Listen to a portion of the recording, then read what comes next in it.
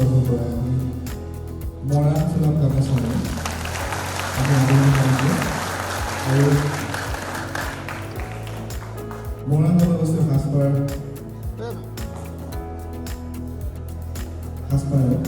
তেখেতক আমি আদৰণি জনাইছোঁ আৰু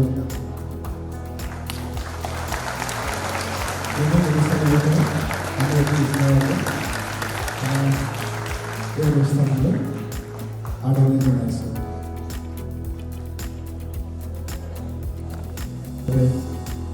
আমাক সমৰ্থন জনাইছে আৰু এটি স্মাৰকেৰে এই অনুষ্ঠানটোলৈ চাওক আমি আদৰণি জনাইছোঁ। চৰকাৰ শ্ৰীযুত প্ৰবীণ বৰা তেখেতক আপোনালোকৰ আগত কেৱল আমি চিনাকি কৰাই দিছোঁ। ছাত্ৰ ছাত্ৰীসকল এই কাৰিকৰী বিজুতি আমি নিৰাময় খন্তেক সময়ৰ পিছতে অনুষ্ঠানটি আৰম্ভ কৰিম। মই ছাত্ৰ ছাত্ৰীসকলে আপোনালোকে ইয়াত কোন কোন ক্লাছৰ বা কোন কোন কলেজৰ নে স্কুলৰ ষ্টুডেণ্ট সকলো আছে নিশ্চয়। আপোনালোকৰ নিজাববীয়া এটা পৰিকল্পনা সকলো ষ্টুডেণ্টৰ সকলো ছাত্ৰৰ থাকে ভৱিষ্যতত মই এনেকুৱা ধৰণৰ কাম কৰিম। কিন্তু মই আপোনালোকক কেইটামান অনুৰোধ কৰিম। আজিৰ তাৰিখত আমি বেছি সংখ্যক ছাত্ৰ ছাত্ৰীক আমি দেখা পাওঁ তেখেতসকলৰ যি অধ্যয়ন সম্পূৰ্ণ কৰাৰ পাছত তেওঁলোকে এটা সিদ্ধান্তত উপনীত হয় যে এতিয়া আমি কি কৰিম। আপুনি মাষ্টাৰ ডিগ্ৰী কৰাৰ পাছত 4th গ্ৰেডৰ চাকৰি এপ্লাই কৰাটো মই ব্যক্তিগতভাৱে নিবিচাৰোঁ। যদি 4th গ্ৰেডৰ চাকৰিটো এপ্লাই কৰিবলগীয়া আছে তাৰ কাৰণে যিখিনি কোৱালিফিকেশ্যনৰ প্ৰয়োজন আপুনি তাতে শেষ কৰি আপুনি 4th গ্ৰেডৰ চাকৰিটো এপ্লাই কৰিব লাগে। নহ'লে পিতৃ মাতৃৰ সপোন আপোনালোকৰ নিজৰ পৰিয়ালৰ এক্সপেক্টেশ্যন সকলো সেইদিনাখন শেষ হৈ যায় যিদিনাখন আপুনি মাষ্টাৰ ডিগ্ৰী কৰাৰ পাছত 4th গ্ৰেডৰ চাকৰিৰ কাৰণে এপ্লাই কৰে। মই 4th গ্ৰেডৰ চাকৰিটোক আকৌ বেয়া বুলি কোৱা নাই, সেইটো অসন্মান কৰা নাই, কিন্তু তাৰ কাৰণে যিখিনি প্ৰয়োজনীয় শিক্ষাগত অৰ্হতা সেইখিনি কৰিলে যথেষ্ট হ'লহেঁতেন। আৰু নতুনকৈ অহা ছাত্ৰ ছাত্ৰীসকলে আপোনালোকৰ ভৱিষ্যতৰ আপোনালোকৰ যি পৰিকল্পনাৰ মাজত কেইটামান বস্তু মই তাত অন্তৰ্ভুক্ত কৰিবলৈ অনুৰোধ কৰিম। সকলোৱে ডাক্তৰ ইঞ্জিনিয়াৰ এনেকুৱা ধৰণত মানুহবিলাকে ভাবে, সৰুতে সোধে, আমাক সোধোতেও আমি কৈছিলোঁ অৱশ্যে ডাঙৰ হ'লে কি হ'ব, ডাক্তৰ হ'ম, ডাঙৰ হ'লে কি হ'ব, ইঞ্জিনিয়াৰ হ'ম। কিন্তু আপোনালোকক অনুৰোধ কৰিম আপোনালোকে এনেকুৱা ধৰণৰ ওলাক। মই মিডিয়াত আজি এটা সংবাদ গোষ্ঠী আমি পৰিচালনা কৰি আছোঁ ND24।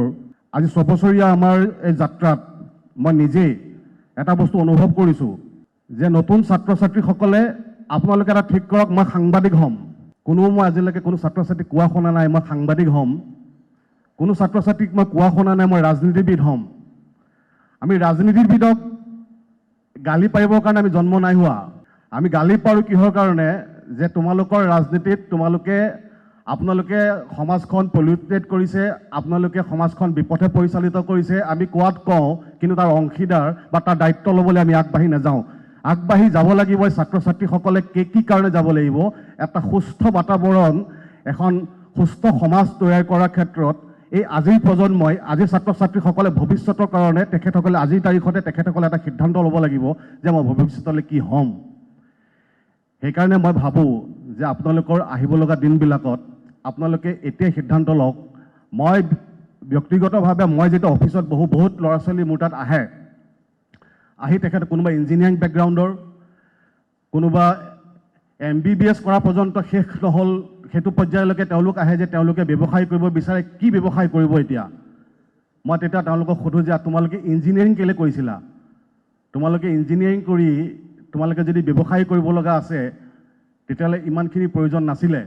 কাৰণ ব্যৱসায় কৰিবলৈ অক্সফৰ্ডৰ পৰা কেম্ব্ৰিজৰ পৰা MBA কৰি আহিব নালাগে। ব্যৱসায় কৰিবলৈ প্ৰেক্টিকেল যিটো নলেজ সেই নলেজৰ প্ৰয়োজন। আজি যদি আপোনালোকৰ কোনোবা ব্যৱসায়ী হ'ব বিচাৰে, মই এজন ব্যৱসায়ী হিচাপে কওঁ, ব্যৱসায়ী যদি হ'বলগীয়া থাকে আপোনাৰ জীৱনত আপুনি ধাৰ ল'ব পাৰিব লাগিব, সময়মতে ধাৰ ঘূৰাই দিব পাৰিব লাগিব। আৰু যিটো মানসিক চাপ বুলি কয়, মানসিক চাপ লৈ সেই মানসিক চাপৰ পৰা ওলাই অহা যিখিনি ক্ষমতা, সেই ক্ষমতা আপুনি নিজৰ ব্যক্তিত্বৰ মাজত আপুনি তৈয়াৰ কৰিব পাৰিব লাগিব।